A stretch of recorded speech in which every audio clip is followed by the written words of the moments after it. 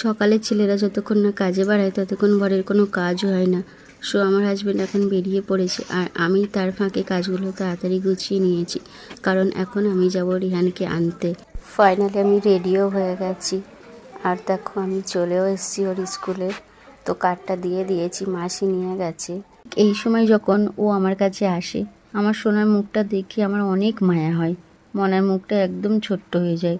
সেই সকাল 8টা থেকে 2টো পর্যন্ত ক্লাস চলে। তো দেখো রাস্তা দিয়ে যেতে যেতে পেয়ারা মাখা দেখলাম আর লোভ সামলাতে পারলাম না, তাই একটু নিয়ে নিলাম। তোমরাও কি পেয়ারা খেতে ভালোবাসো আমার মতো? একটু জানিও। তারপর রিহানের ফেভারিট ম্যাঙ্গো কিনে নিলাম।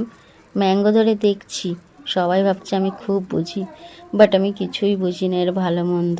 তারপরে আমরা বাড়ি চলে আসলাম। বাড়ি চলে এসে খাওয়া দাওয়া সেরে নিলাম।